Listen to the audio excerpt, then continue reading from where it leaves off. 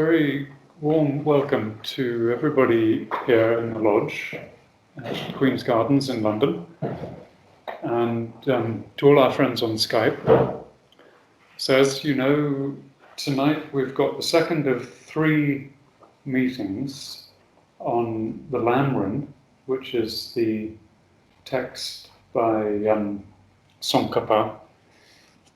The English version is translated, it's a big text. That's one of 3 volumes, almost the same size. But for all these meetings, we're going to be reading from volume 1.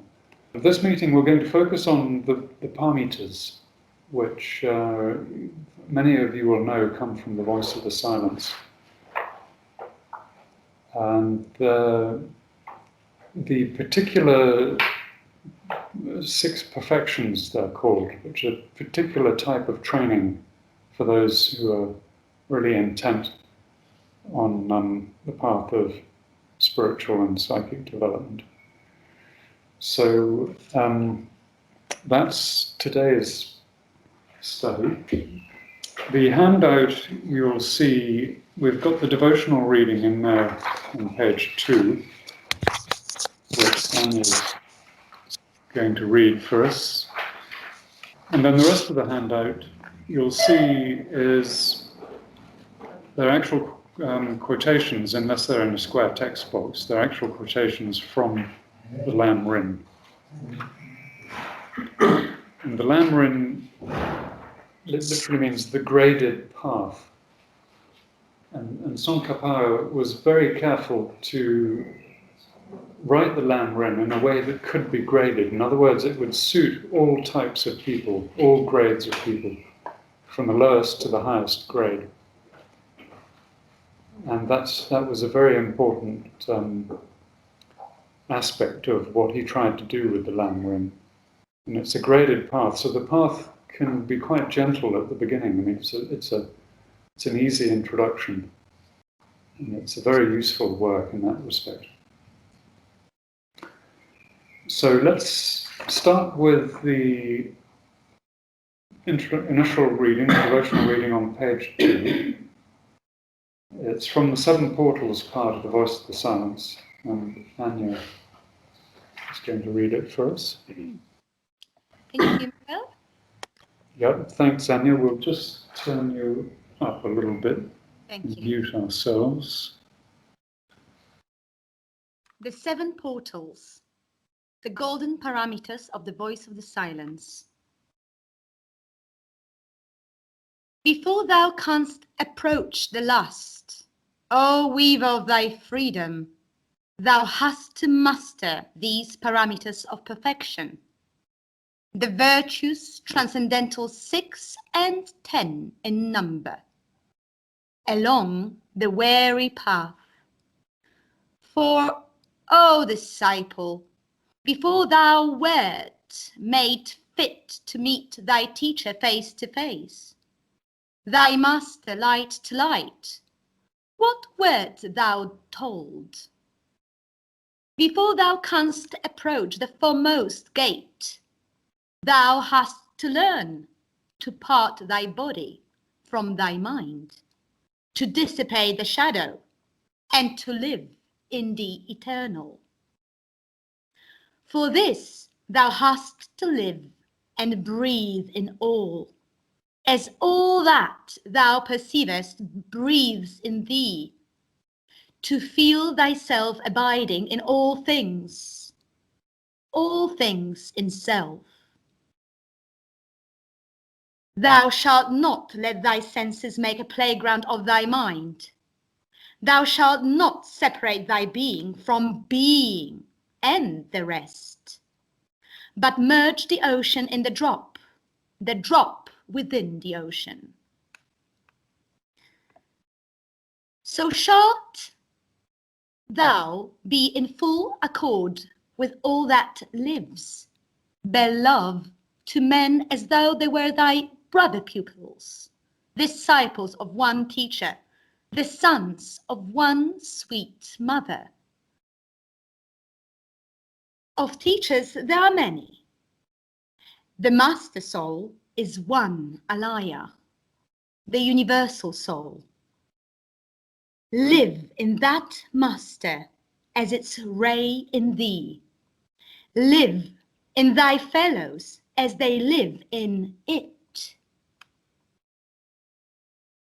Before thou standest on the threshold of the path, before thou crossest the foremost gate, thou hast to merge the two into the one and sacrifice the personal to self-impersonal, and thus destroy the path between the two, antaskarana.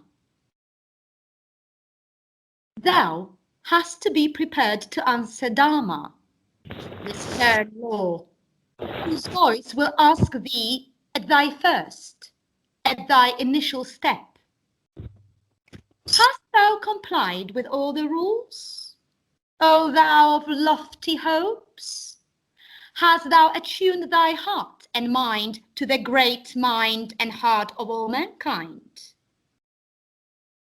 For, as the sacred river's roaring voice whereby all nature sounds are echoed back, so must the heart of him who in the stream would enter thrill in response to every sigh and thought of all that lives and breathes. The Voice of the Silence, translation by H.P.B. Blavatsky.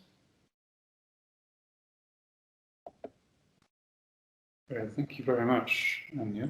Are there any questions on the devotional reading? Yes, David. At the beginning, it was mentioned the virtues transcendental, 6 and 10 in number. So, in the voice, we're given 6. So, what are the other 4? Are they mentioned in the voice? No, they're not mentioned. Actually, in the voice, they were actually given 7, because HPB added 1. In the middle position, Vairagya, indifference to pleasure and pain. But it's said to be, for the priests, some additional virtues. I think one of them is skill in the communicating the teachings. Yes, Matthew. Yes. Well, the Voice of the Silence, as it's said to be a translation by HPB from the Book of the Golden Precepts, and within the text itself it has sections about the 4th paramita of Vairagya. So the way I view it is that esoteric text follows a 7-fold system, and so there are 7 paramitas. Right. Esoteric. I would assume. Yes, that's a good clarification. Yeah, so in the esoteric system there would be 7. In Theravada Buddhism, there are 10 paramitas. In Mahayana Buddhism, including that of Tsongkhapa, there are 6. Yeah, These 6 are those in the Voice of the Silence minus Vairagya. That's right. Just going back to David's question, the extra 4, I think one is the vow of promulgation, I think it's called. Another is skill in promulgation. So being able to communicate the teaching skillfully. It's interesting, in Christianity, that there are 10 virtues are listed, 10, well, they're theosophical as well, theological, things like prudence, patience, so faith, I think faith is one of them. Yes, It's a universal idea that virtues need to be acquired and developed on any kind of spiritual path. That's right. Now, do we Do you know the etymology of the word virtue, where it comes from? Anybody? Yeah? From the Latin, vias virtutis, via means man, virtutis, I think is the genitive. It's to do with strength, with That's right, strength. manliness, but in a kind of more idealistic way, courage. Yes. So the virtues are your strengths. Perfecting oneself. That's right. Now, if there are no other questions on the devotional reading, let's just have a look in the chat box. That's okay. So, before we begin on page 3, could you turn to the back page? That's page 9, Appendix B. And Steve is just going to give us an introduction using Appendix B to a little bit about Tsongkhapa. We heard about him on the first meeting in April, but we're just going to go back and revisit just a bit about the importance of Tsongkhapa and who he was, and why he's so important, and a little bit about the Lam Rim. So I'll hand over to Steve. Thank you, Will. Well, just one thing about the notion of the virtues to add is that as Gandhi used the word ahimsa as non-violence, he also used it as soul power. He thought that it was the power of the soul to be non-violent. And to some extent, I believe he's actually coined a useful definition of virtue as soul powers. But to continue on, in Appendix B, we find a historical element that we have. There actually isn't a great deal, but I think it's important to remember that he is an ideal representative of the great teachers from the Great White Lodge of the past, such as the Buddha, Pythagoras, Plato, Apollonius of Dhyana, etc., and those to follow him, such as Paracelsus, Comte de Saint-Germain, Saint-Martin, Cagliostro, Antoine Mesmer, Thomas Paine, of course, H.P. Blavatsky, W.Q.J., Robert Crosby. And he, you could say, appears in the middle between such as the Buddha in history, not quite, he's 600 years ago, 700 years ago. But to a great extent, we owe the continuing production of teachers to the ideation, apparently, of Tsongkhapa himself.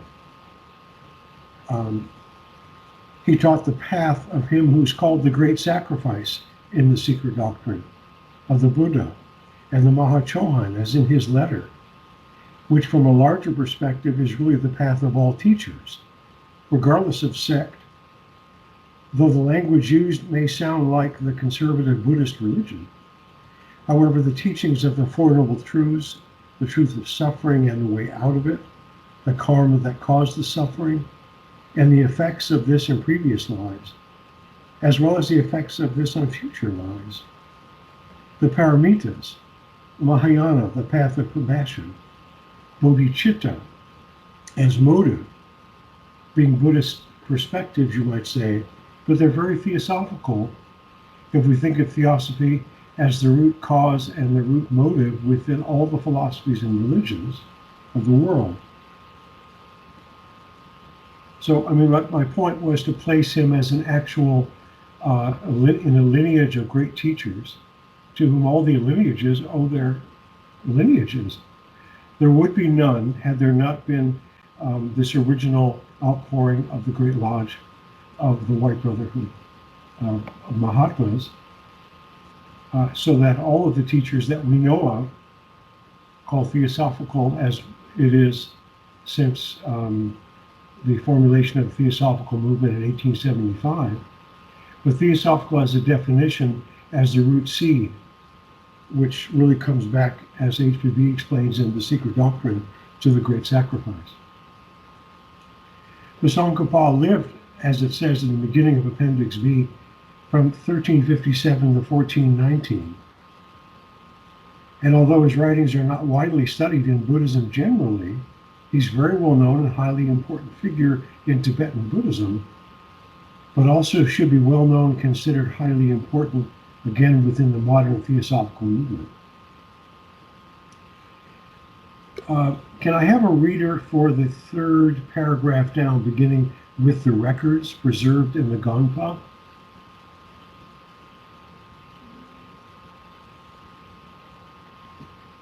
I can read, Steve. Oh, please do.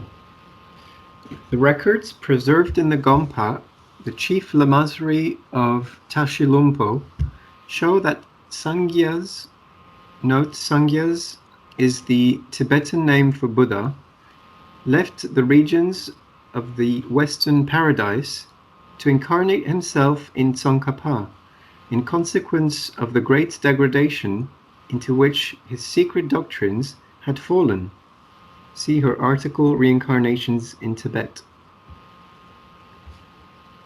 Shall I carry on? Yes, please, maybe 2 paragraphs further. Okay. In the Theosophical Glossary, HPB speaks of Tsongkhapa as a famous Tibetan reformer of the 14th century who introduced a purified Buddhism into his country.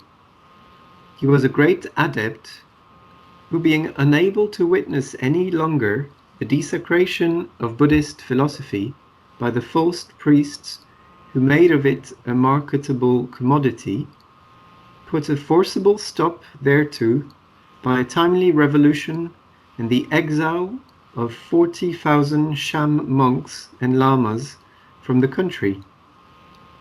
Tsongkhapa is the founder of the Gelugpa, or Yellow Cap sect, and of the mystic brotherhood connected with its chiefs. Entry for Tsongkhapa, page 305. This mystic brotherhood and the secret school referred to by HPB in the earlier quote are vitally and inseparably connected with the Trans-Himalayan Brotherhood and esoteric school that are spoken of in Theosophy, although the latter predates Tsongkhapa and the Gelugpas by over 1,500 years, and owes much of its origins, at least in its present form, to the original Arya Sangha, an Indian disciple of Gautama Buddha. The acting chief of the Trans-Himalayan Brotherhood is the venerable Tibetan guru spoken of as the Mahachohan. Actually, let me carry on with the last paragraph there. The idea that Tsongkhapa was in some sense a reincarnation of the Buddha himself is one of numerous points in which the theosophical account of Tsongkhapa differs from that of Tsongkhapa's own Tibetan Buddhist followers, that is, the Gelugpa sect or school of Tibetan Buddhism, whose most prominent leading figures are the Dalai Lama and Panchen Lama. And this experientially proves absolutely true. Although you can find references for Tsongkhapa and his relation to Tibetan Buddhism throughout, say, by Googling it, if you had a chance to get involved with American Buddhist groups, in the past, my experience is that when you try to connect Tsongkhapa to the Buddha, similarly to trying to connect Shankaracharya to the Buddha, whose incarnation was 60 years after the death of the Buddha, again, for reforming purposes, was becoming of such a one, we find a blank and a disconnection within Buddhism as it is these days.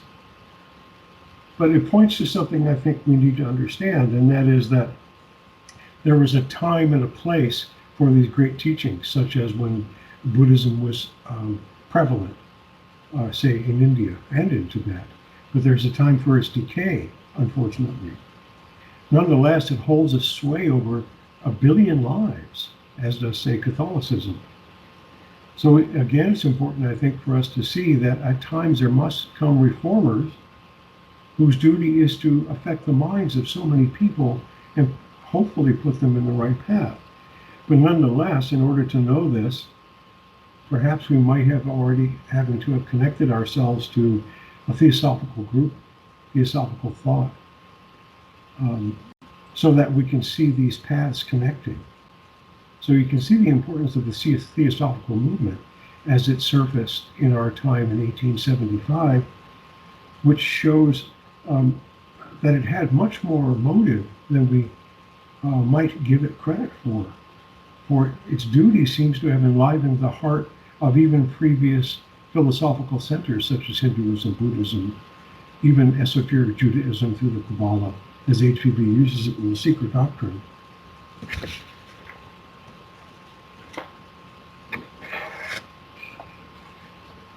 On page 10, can I have a reader starting from many? Many Theosophists are aware. I can read. Thank you. Many Theosophists are aware, for statements made by HPB, that there have been, starting after and promoted by Tsongkhapa, additional incarnations of representatives of the Great Lodge of Mahatmas.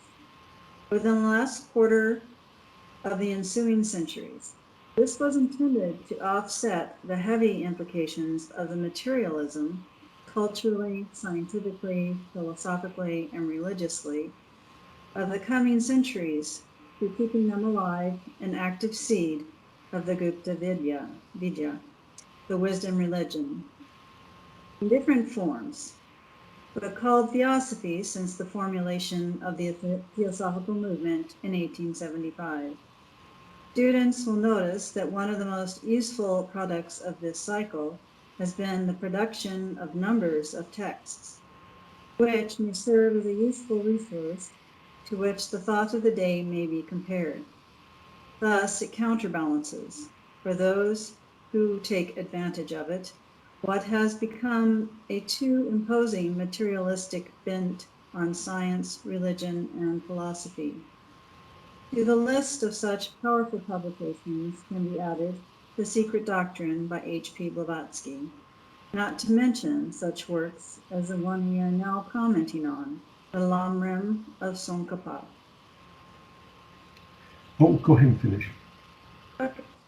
A note on emptiness. In Theosophical metaphysics, emptiness, the sunyata of Nagarjuna, is taken to represent the absolute. And that little asterisk at the bottom says sunyata, a Buddhist philosophy, the voidness that constitutes ultimate reality. Sunyata is not as a negation of existence, but rather as the undifferentiation out of which all apparent entities, distinctions, and dualities arise. With the associated proposition, there is an essence, the one life that pervades all of space. This theosophical view of emptiness stands in contradistinction to the nihilism of the Madhyamakas. Oh, boy, I don't think I got that right. Who do not believe.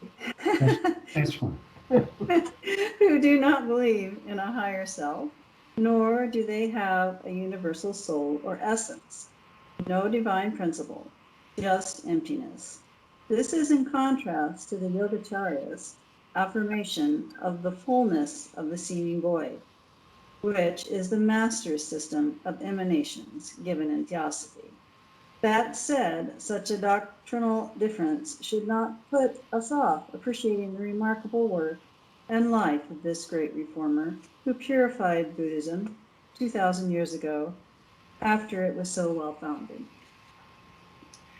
Let me add, before we finish here on this portion, an interesting reading from a text called the Diamond Sutra. Some of you may have heard of. It's really a profound discussion of the virtues of the paramitas in what sounds like a Socratic relationship between the Buddha and his disciple Subhuti. This one is, there have been many editions. This one is a new translation from the Chinese text of Kumarajiva by Bhikshu Waitao. And this is in regards to the paramita of giving. And it says, the Bodhisattva Mahasattva should also bestow alms uninfluenced by any preconceived thoughts as to self and other selves, and for the sole purpose of benefiting sentient beings, always remembering that both the phenomena and sentient beings are to be considered as mere expressions. Nevertheless, Subhuti, the teaching of the Tathagata are all true, credible, and immutable. They are neither extravagant nor chimerical. The same is true of the attainments of the Tathagatas. They should be considered as neither realities nor as unrealities. Subhuti, if a Bodhisattva Mahasattva, in practicing charity, conceives within his mind and of these arbitrary conceptions, discriminating himself from other selves, he will be like a man walking in darkness. But if the Bodhisattva Mahasattva, in his practice of charity, has no arbitrary conception of the attainment of the blessing and merit he will attain by such practice, he will be like a person with good eyes, seeing all things clearly as in the bright sunshine. So here is a subtle discussion of the notion of emptiness from a useful perspective, and in a way entirely subsumed under the two words mere expressions. That is to say, the sole purpose of benefiting sentient beings, always remembering that both the phenomena and sentient beings are to be considered as mere expressions. So there are not arbitrary definitions given here regarding the notion of emptiness or fullness, but there is a way to look at the fact that Maya is that which needs to be dealt with, and that the teacher, the Bodhisattva, needs to have an open mind regarding the teaching, not to separate himself from all of those who need to hear what's being said. Thank you very much, Steve. Could we just return to that quotation from the Dharma Sutra that you just read? So, from what we understood, the commentary was on the first paramita, Dhyana, or giving, or generosity, charity. And you said that, or you read that it was done so as to be for the benefit of all living beings. But then there was a very subtle distinction that was made in it between the bodhisattva who does it with a sense of distinction between you and me, or he and him, someone else, and the other way of doing it, which is the one with the clear sight, who does it as if with that feeling of non-separateness and unity between all people. Now, how does that actually link to the idea of emptiness? Well, to my mind, in order to have no distinction between, say, the teaching and the teacher, between those who would profess an understanding and present it, they must identify themselves with all beings, regardless of the fact that all beings are in fact mere expressions. So a good deal of this discussion hinges on the understanding of mere expressions. And to my mind, this refers to Maya, as in fact Zora asks in the chat box, is that a mirror expression? To some extent, mere expressions, no, not mirror. I see what you're saying. So that is to say, all beings and all of their lives and their karma are expressions. And one could say that since it is all Maya, that it's in a way, from a nihilistic point of view, non-existent. But it would be a mistake to take the step from mere expressions to non-existent. HPB points out in another place that though Maya is in fact the rule of all of manifestation, nonetheless, for those who experience it and live in it, it is real.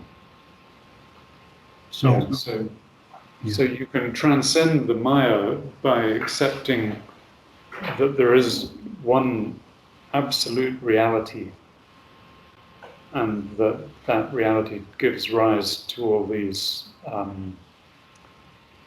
multitude of expressions that may be people or beings or entities or whatever it is. But there's really no separateness between them. Vikesh puts in the box, emptiness implies dependent origination. That's right. And the importance of that phrase, dependent origination, is that all of what that which we think is material and definite, form in particular, is all dependent on the other forms and aspects of the forms for their existence. It is not independent, it is dependent. All of which is matter, all of Maya is dependent on the rest of Maya. Whereas that which is the teaching of the Buddha, or the Buddha nature, is seen as independent, genuine reality, from the deepest part of, you might say, Buddhist perspective, all of it open to interpretation. But the key to this notion, as the Buddha puts it in the Dhyana Sutra, is that though it is all beings are mere expressions, and all matter is mere expressions, they are real for those experiencing it, and there's no determination need be made as to their reality. Thus, a bodhisattva, in connection to his students, mustn't separate himself because he may think himself as more real than them, having had the real teaching, which is a kind of arrogance that's very dangerous, like a Prajna Buddha. Yes, we've got a question. Yes. I was just going to say, can you say that the expressions are localized consciousness, and the essence of that consciousness is not localized? It's one. Yes, you could say that, yeah, because the individuality is localized, but its essence, yeah, the essence is a good word. Yes. Because the essence is the very spirit thing that's universal. True nature of being. Yeah. So essence could be seen as beingness in some respect, as something which is undetectable but actual. Yes, beingness is like the essence of being. Beingness. So we've got one more question, then we'll go to Vikesh, who's got his hand up. Isn't all this synonymous with the Tao? Concept of the Tao, the way of all things. And the Tao teaches you should empty yourself of all thoughts, of all concepts and ideas. Do nothing, and everything shall be done. Because you center yourself in the Tao, and then you become part of it, of the all, the one, so to speak. You're not working against it, or in competition with it, or you're in harmony with, with the fullness or the emptiness, depending on how you look at it. Because Yes, okay. it's both, really. I mean, the synonymous with the Gnostic pleroma, which means the fullness of all things, the completeness. The emptiness implies some a vacuum, but a vacuum must be filled with some. Well, Does it? As we read, you see, it's the seeming Voidness of the seeming, the fullness of the seeming void. Yeah. See, because it looks like a void, but it's not. It's full. As you said, the pleroma is a lovely idea. Yeah. So let's go on now. Do we have any comments? Vikesh has got his hand up. Are there any other comments to address? Laurie asks, could the idea of non-attachment to the results of action also represent a sense of emptiness? My feeling is that it's a should we say, as in the Diamond Sutra, if we compare the notions being described, that we're trying to deal with what seems to be undetectable as not gone, as existent. So in that respect, non-attachment is a sense of detachment from what was thought to be important and existent before, and an attachment to Maya. So in that respect, it's emptiness. The problem we have, I think, is trying to find definitions for that which we may not have experienced. Thus, we are dealing intellectually with an issue which is nearly impossible to find actual words for. And the mistake made for nihilists is that they have defined what they think they know, but in fact, they probably don't. Yeah, thank you. Yes. Steve. Anything else before we go on? One more? I was just going to say, picking up what Steve said last, does the intellectualizing prevent us from dropping into the experience, a living experience of that? Well, this is something I think we're going to answer that question. Just to park it for a minute, because if you turn to page 3 in the handout, now,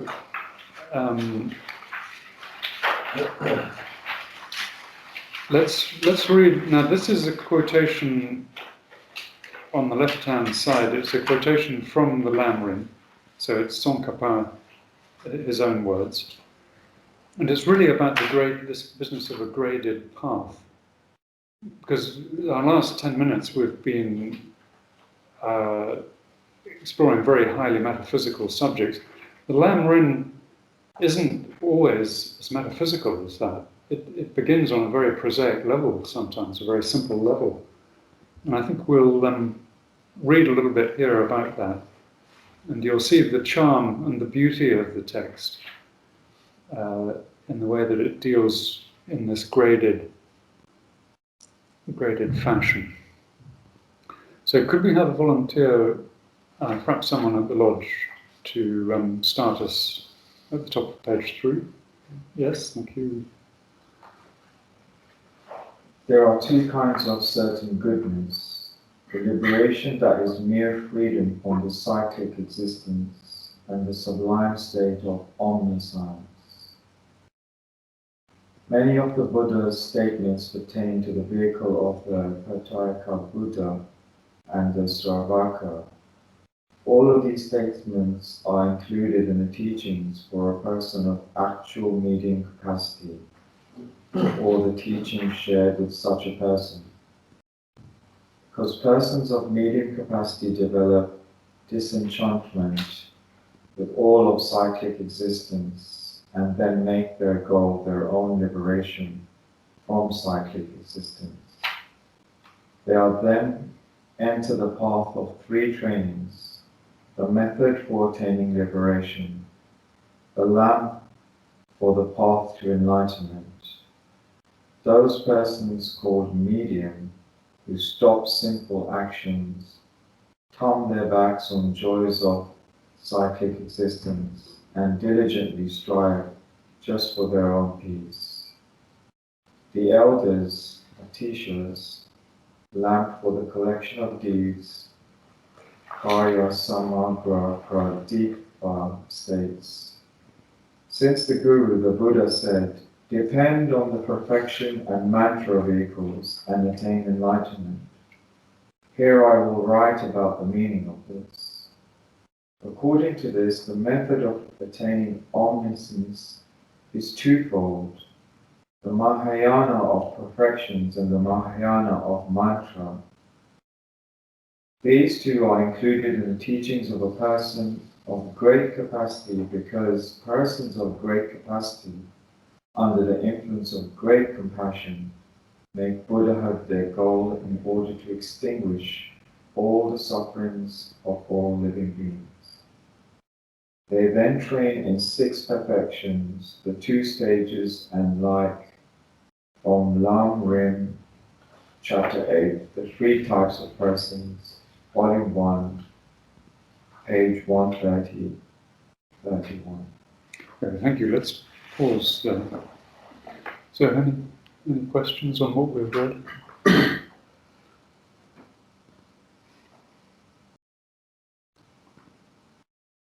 Do we all know the terms Pratyeka Buddha and Shravaka?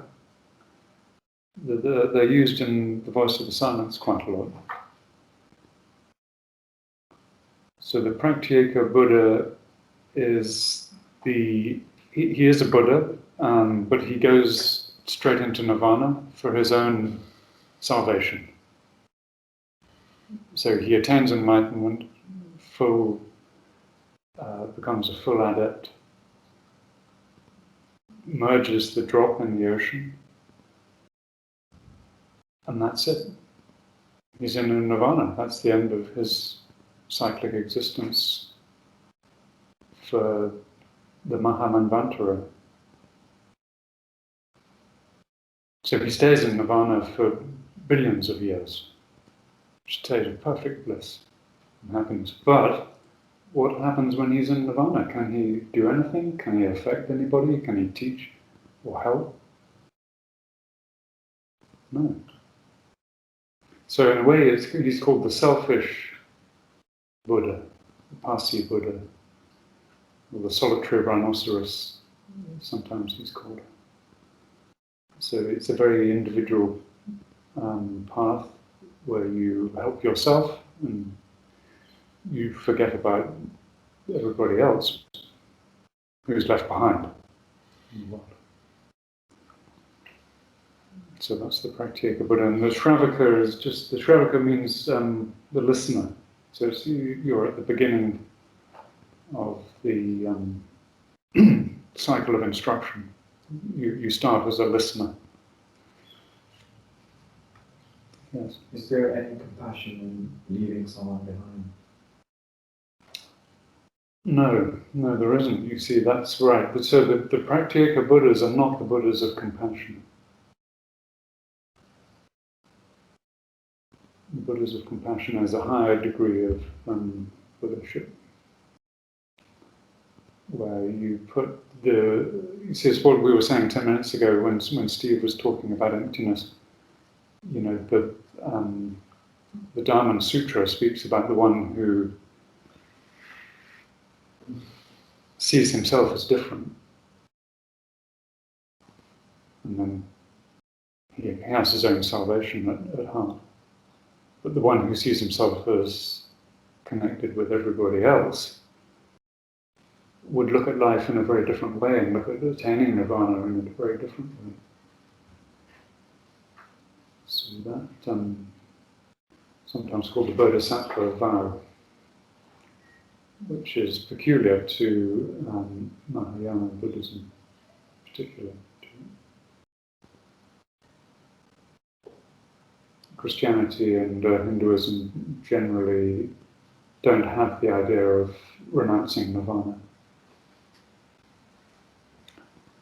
So, unless there's any other points,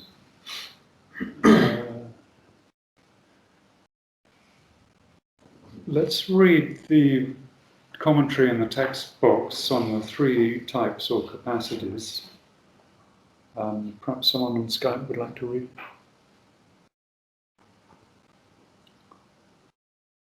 Any volunteers?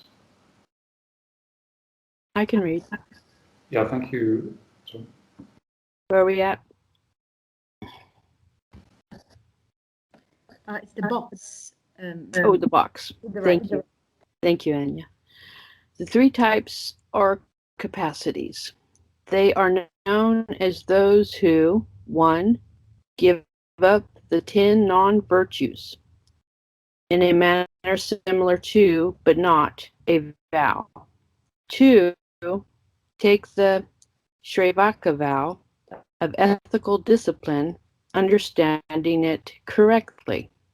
3, take the Bodhisattva's vow of ethical discipline, and who have understood its meaning. In April, we read, the greatness of enabling one to know that all of the teachings are free from contradiction. Bodhisattvas make it their goal to accomplish the good of the world, all living beings. Since bodhisattvas must take care of students who are followers of the three lineages, those of Shravakas, Pratyeka Buddhas, and Bodhisattvas, they must train in the path of those three lineages. Lam Rim 146. And also from that page is Dharmakirti's commentary on the Compendium of Valid Cognition. It is difficult to explain to others the results of causes that are obscure to oneself. Therefore, if you have not ascertained something exactly, you cannot teach it to others.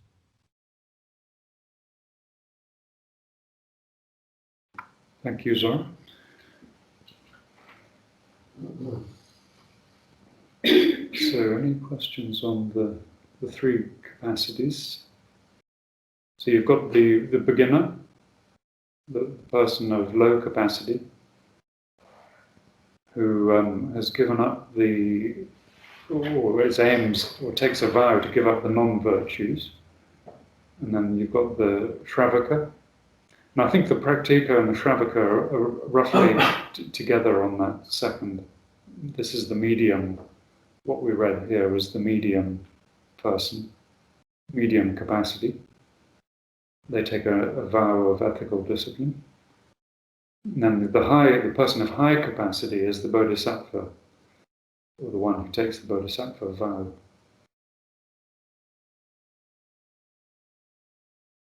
And that's the graded path, in essence. So it begins very simply. You just begin to take a commitment to give up what's non-virtuous.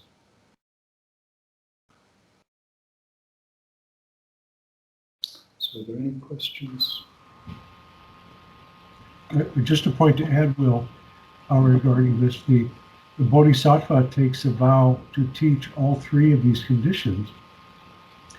Perhaps, we can only assume, but perhaps knowing that they have been through them themselves and owe the truth to each of the differences, which, when it comes to genuine Buddhism, which is, you might say, a lineage less, that is to say, there is only one teaching of the Buddha, really.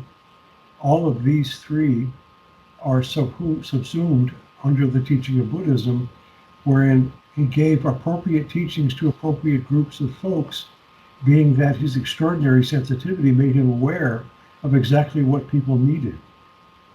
Thus, some folks stayed Shravakas for as long as they couldn't take a vow of compassion, let's say.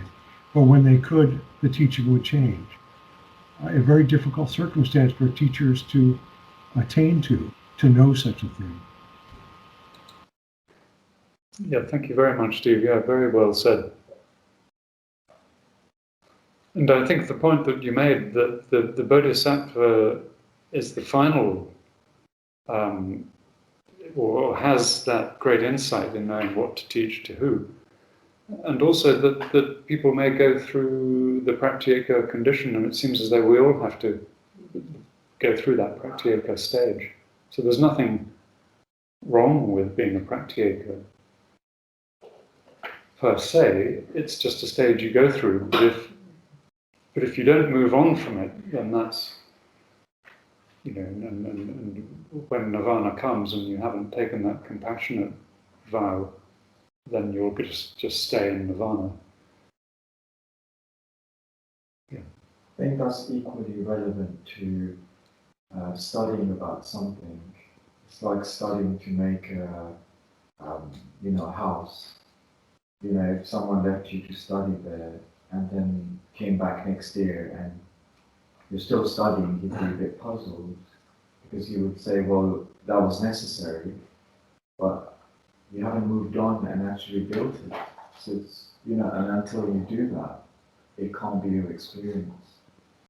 Yes, that's right. So you must, the Shravaka stage is the stage of studying or listening. So we have that stage, and then the one after that is the stage of Shramana. And the Shramana is the exerciser. He's the one who practices asceticism, who actually puts all the training into practice.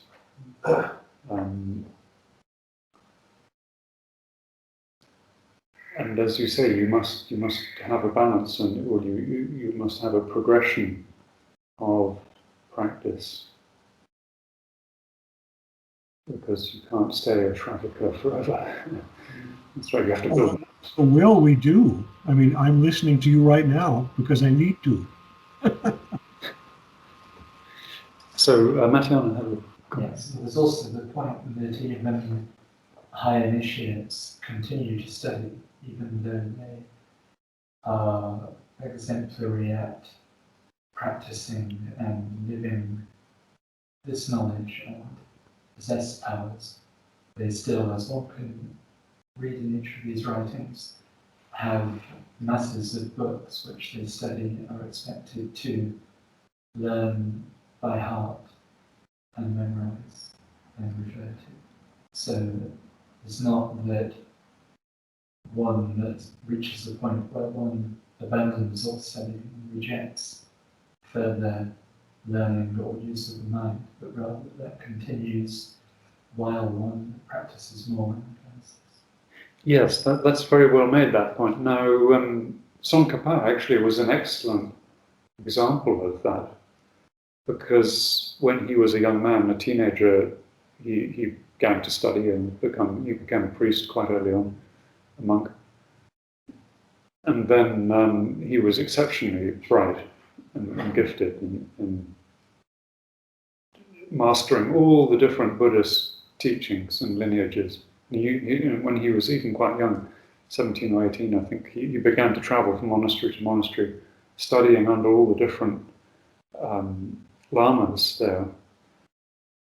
And what made his teaching so powerful, and what gave him the ability to reform, this great reformation that he carried out, was that his understanding of all the different lineages of Buddhism, not just Mahayana, Yogacarya, but all the different ones, so many different teachings. And he was able to incorporate them in his discourses and persuade and show people how they were, what was right in them and what was mistaken in them. And that was something that enabled him to be such a great teacher. And as Mattiana pointed out, it came through becoming an expert in philosophy, Buddhist philosophy. Let's just park that just for a second. So has anybody else on Skype got any questions or comments? Yeah, Vikash put in about the Shravaka, the hearing.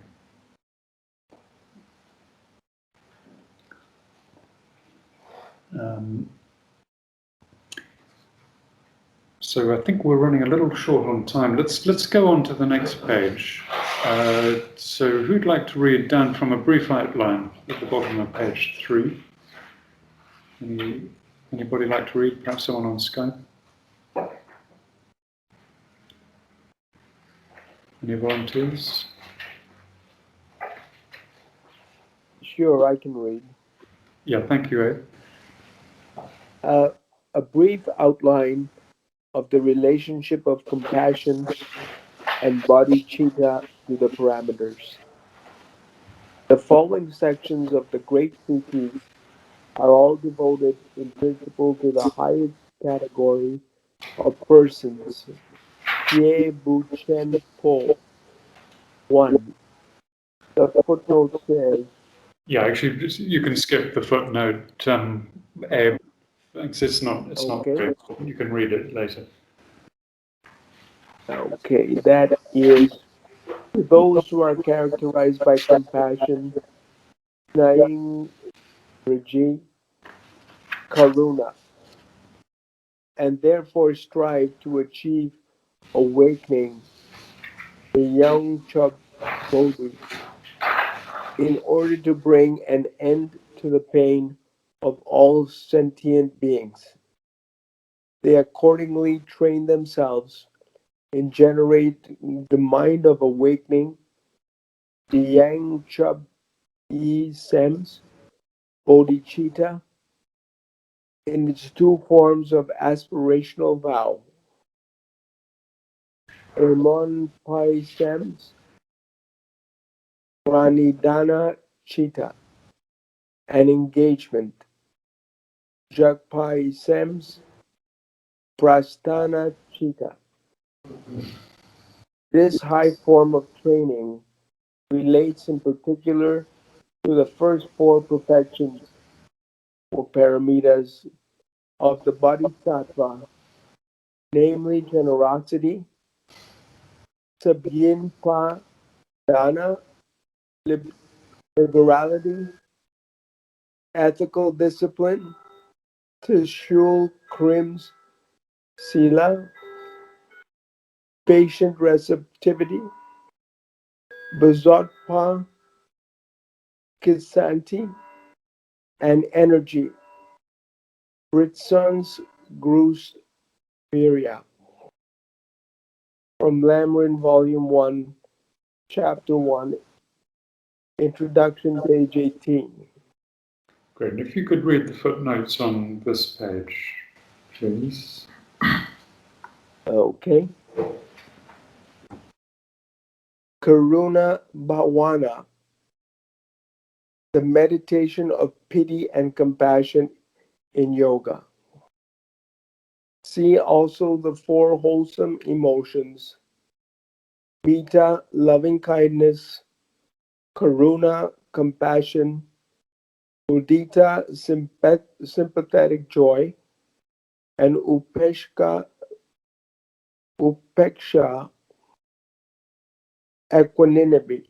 equanimity.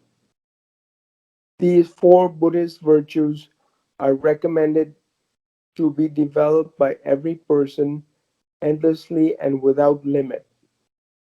Further details in newsletter number 9 on Buddhist meditation, page 5. Point 3, the enlightened mind, striving to awaken empathy and compassion for the benefit of all sentient beings. Number 4, Pranidhana, the fifth observance of the yogis, ceaseless devotion. See Yoga Shastras. Number 5, the first three golden paramitas. The last of these is here called patient receptivity, and in the voice of the silence, patience sweet that naught can ruffle. Page 49.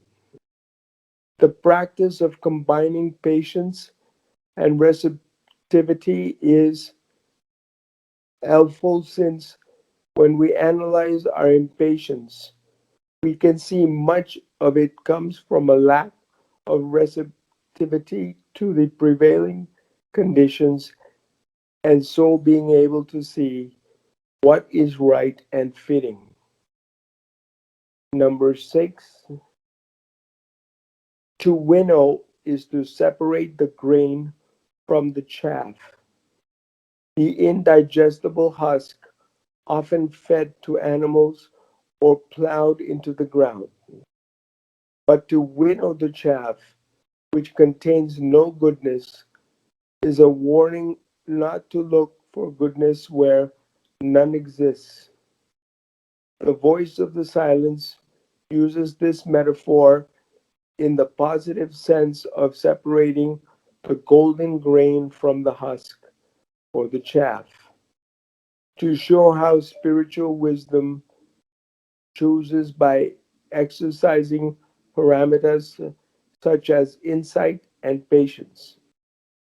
There are essential factors to be used during the process of sifting what is useful and necessary from what is not. Thank you, Abe. Are there any questions on that? I would just add, Will, that it shows the importance of continuing to be a Shravaka, regardless of whatever changes happen within the student.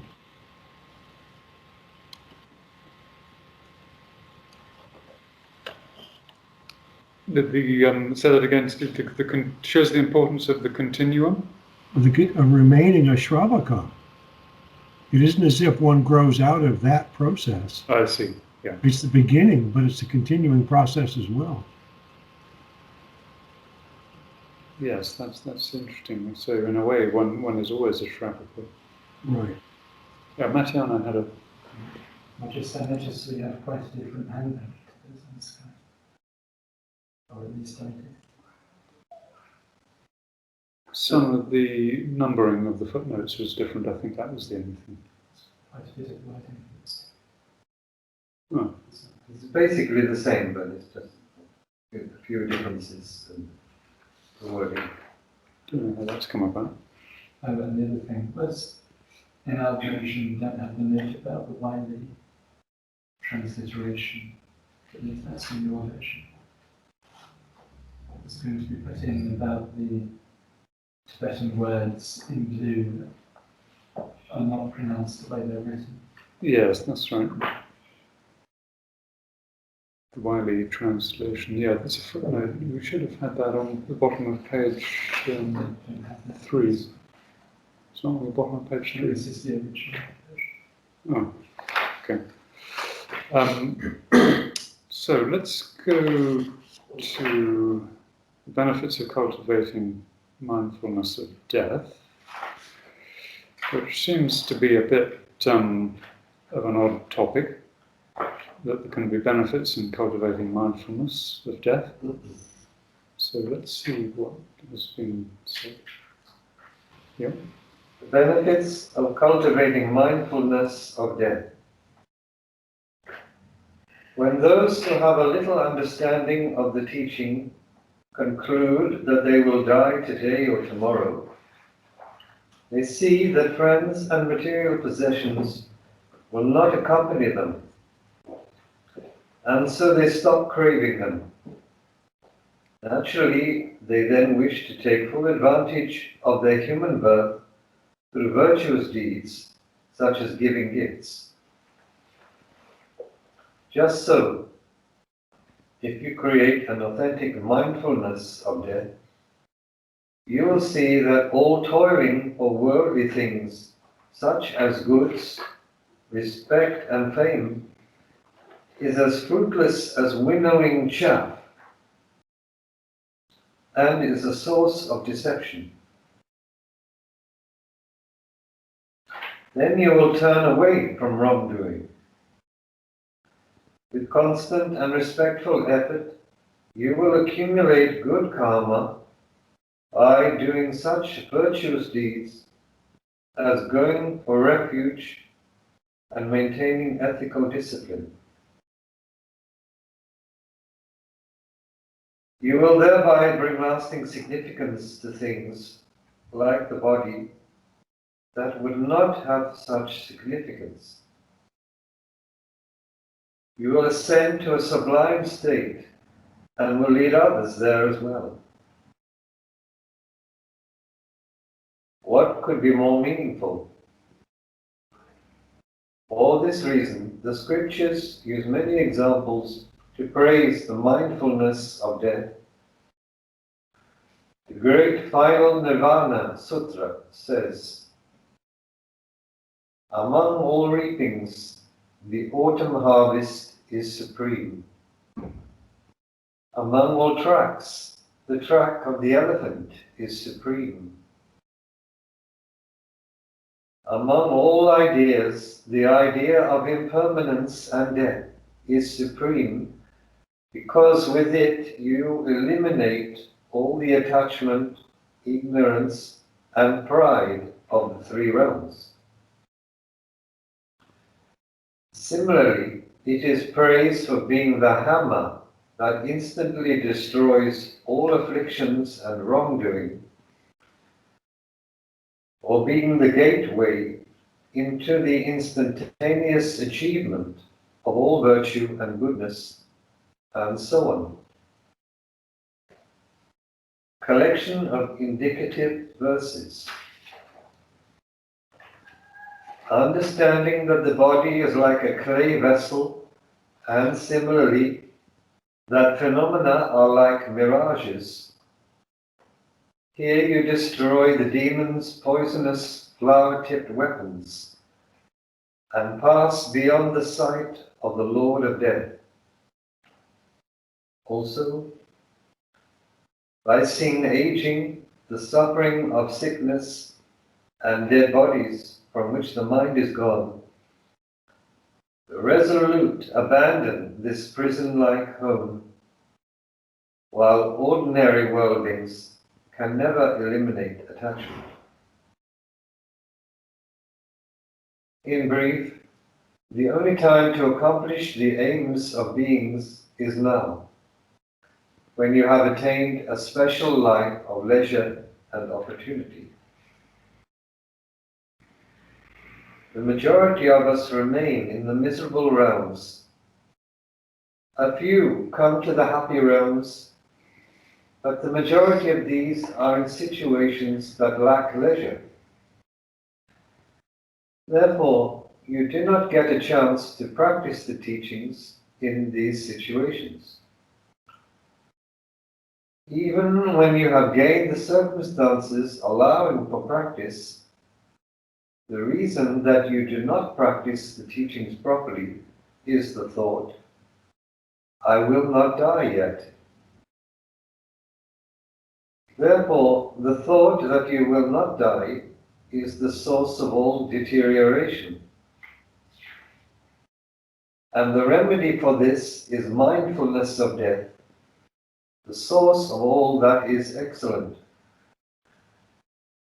Consequently, you should not think that this is a practice for those who do not have some other profound teaching to cultivate in meditation.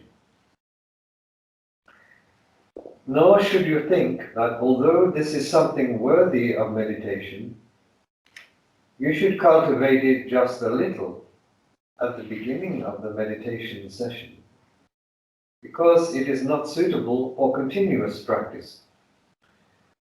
Rather, be certain from the depths of your heart that it is necessary in the beginning, middle and end, and then cultivate it in meditation. Right, thank you very much. Let's pause there. Yeah, let me just say a word here, Will. The strength of depth of precision in these statements by Tsongkhapa, to my mind, is that there is a beginning to our problem, and an end. And the beginning has much to do, and continuing have to do with somehow believing that we are immune to death, or that circumstances are endless, or that suffering is endless, or all the negativities which we find ourselves bound up in are somehow going to go on. But in truth, it's just not true. And studying death from the point of view of attachment to that which is constantly passing makes a good deal of sense, as he points out. In fact, so much sense that he says it's the hammer, the key that instantly destroys all afflictions and wrongdoing, for being the gateway into the instantaneous achievement of all virtue and goodness and so on. Yes, that's a very powerful statement that Tsongkhapa makes. But how many of us are really attracted to deeply contemplating on the meaningfulness of death? See, because it seems to be paradoxical. That you contemplate on something apparently quite undesirable, but it has such good effects on one's mentality. What's that aphorism that we often quote? A meditation on life, death, or birth, death, and... That's right, meditation on birth, sickness, old age, and death. Yeah, it's more or less the same idea. That the meaning of mortality, or the illusion of mortality, in a sense. But if you read the Lam Rim, he comes back to this point in many different places. He says that unless you understand that you could die tomorrow, then you won't live a proper life. You'll always be putting things off, procrastinating, not making the correct decisions. So he says you must accept the fact that you may not be here tomorrow. Yeah.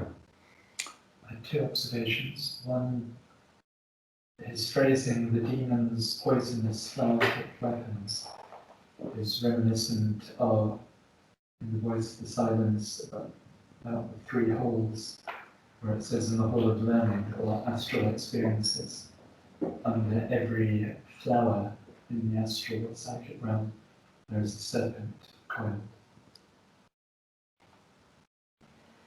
Which is Yes, that's at the top of page 5. Destroy the demon's poisonous flower-tipped weapons. So you think that's really a reference to all the difficulties of the astral psychic state? Possibly. I didn't mean that necessarily, but just that both he and the Voice of the Silence use flowers as an analogy of something that looks good and pure at first, but it's actually exceptional, dangerous. Right. And the other thing, that the first paragraph in this section, it was interesting that he said that through virtuous deeds, going for refuge, etc., one brings lasting significance to things like the body that would not have had such significance. Because you might assume that he would have said, you will bring insignificance to your body. But he implies that the body gains a greater significance in the right type of way from doing these spiritual practices. Yes, that seems a little paradoxical. But perhaps it means one values one's body more, especially if one thinks constantly, I may die today or tomorrow. Most of us don't want to die today or tomorrow. We want to continue to be here and be useful, in which case it would naturally bring a greater value and appreciation of the body and health. And so. Yes, that's a good point. I mean, just because you dwell and meditate on impermanence doesn't mean to say you should not treat your body to give you the longest life that you should have. Yes, it's an interesting wrinkle. Any questions on Skype or any points that you want to bring up, Steve?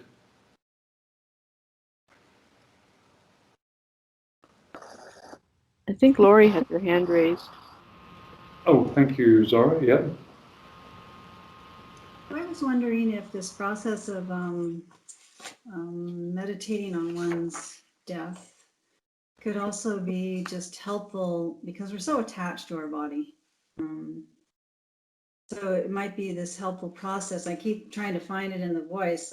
I find it sometimes and then it's gone again, where you have to leave the thought of the body behind. And so this process would be helpful in that if you did it routinely. Yeah, I think that's a very good observation, because the fear of death is very common and very widespread and pervasive. And of course, like any fear, it's can be a very, very negative emotion, very destructive emotion.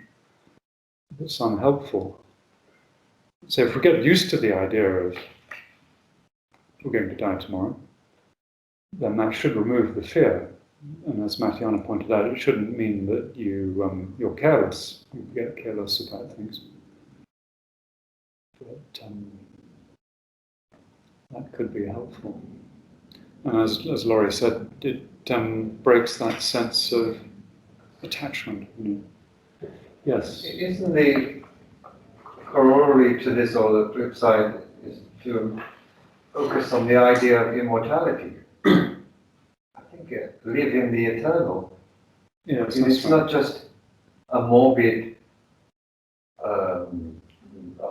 a study or observation of mortality, but what is the wider reality, you see, because it could also help us to live more fully, and to appreciate life more fully, to understand that life itself is deathless, ultimately, is constantly renewing itself, so that death is only a part of a cycle, like birth.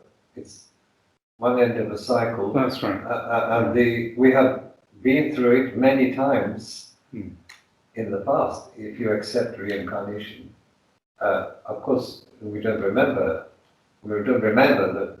those, but we must have passed through myriad births and deaths, Yes, as well as lives. And tens of thousands. That memory is contained within us somewhere. Yeah. Okay, thank you. So let's carry on the bottom of page 5. Try to achieve lasting happiness. So this is more on this idea of mindfulness of death. Who would like to read? Anyone? Yeah. Try to achieve lasting happiness for your next life and beyond by being mindful of death in this way. Reflecting on how leisure and opportunity are very important, are difficult to obtain, and are very easily lost despite being difficult to obtain. If instead you seek only to find happiness and to avoid suffering up until your death, then you are going to need a course of conduct which surpasses animal behavior, since animals are better than humans at temporal happiness. Otherwise, even though you have obtained a life in a happy realm, it were just as though you had not. For as engaging in the Bodhisattva deed says, those who are tortured by bad karma waste their wonderful leisure and opportunity, so hard to gain, in order to acquire some trifling thing which is not so rare and which even animals may attain.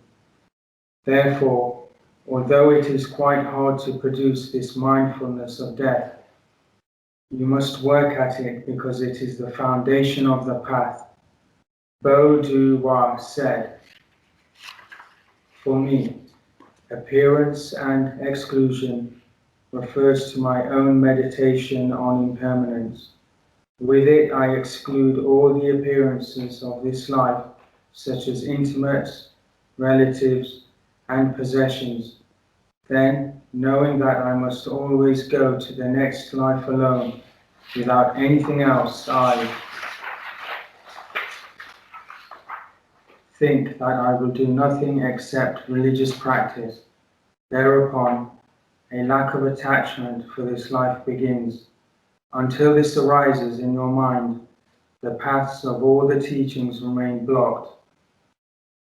Also, Dharma said, along the way, accumulate the collections and purify obscurations.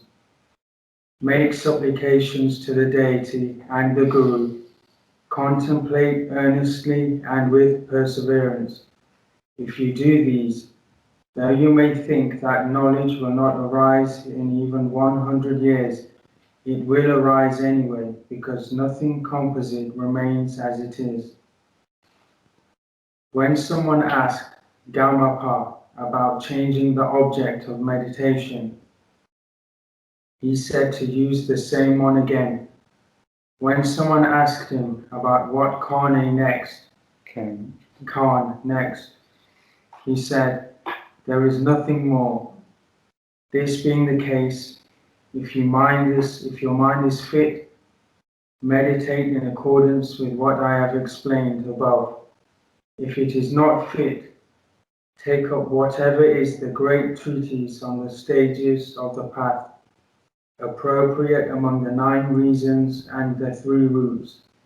Meditate again and again until you have turned your mind away from the activities of this life, which are like adorning yourself whilst being led to the execution ground. No matter where the teachings of reliance on a teacher, leisure and opportunity, and impermanence may occur in the Buddha's word and its commentaries, recognize that they are meant to be practiced and sustain them in meditation. If you do so, you will easily find the intent of the conqueror. Understand that you must proceed in this way in the context of the other teachings as well. From Lam Rim, Chapter 1, Introduction, Volume 9, page 146 to 147, and page 159 to 160. Thank you. Yes, the intent of the conqueror, the conqueror is the Buddha. He's known as the conqueror because he conquered himself. And all the illusions and temptations and everything else.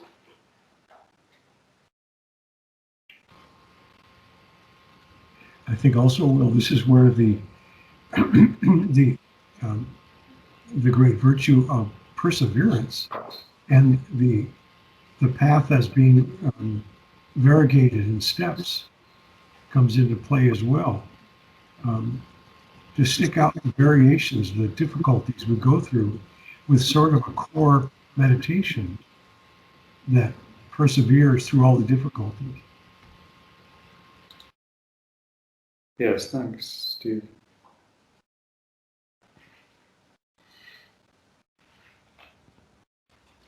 So there's a great emphasis on meditation.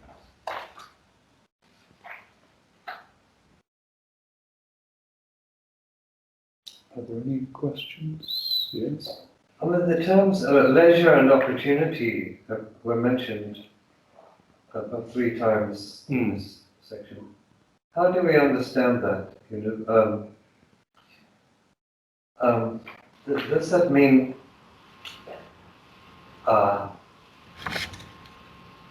cultivating the time or making time for meditation and contemplation?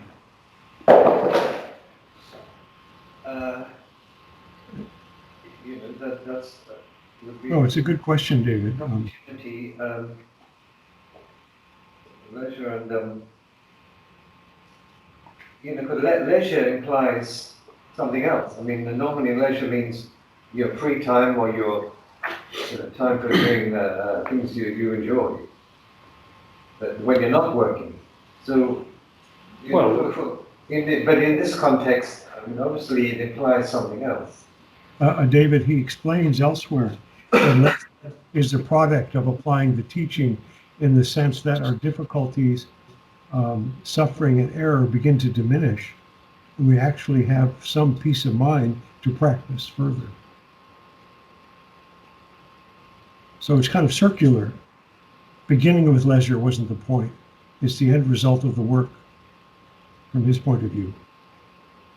Well, some people are trapped in what he calls before the unhappy realms. And you get so much of that around today. People stuck in jobs which are long hours and difficult and leave you no time for study or reflection or meditation. And he says the majority of those people are in such situations that lack leisure. And it's funny because he wrote that 600 years ago. It hasn't seemed to change a bit.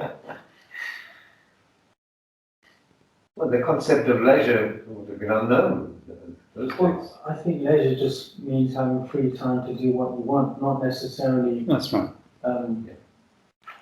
Perhaps it's the wrong translation. Yeah.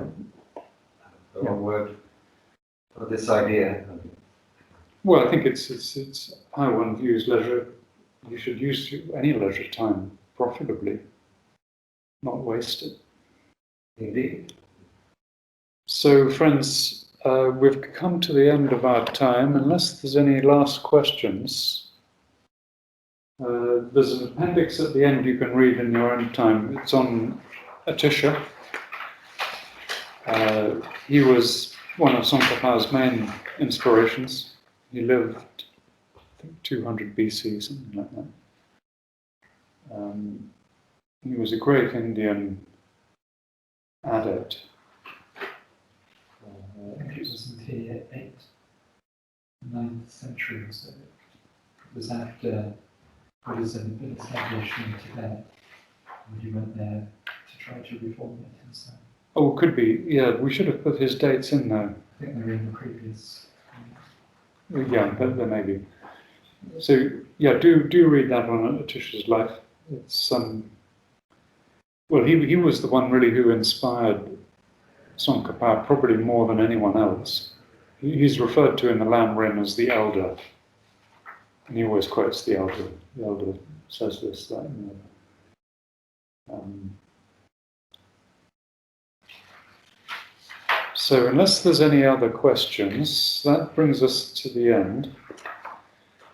So think about the graded path, the persons of different capacities, depending on, and one's capacity seems to be simply a self-imposed thing. You know, you take a vow or a commitment to live in a certain way, and that increases your capacity.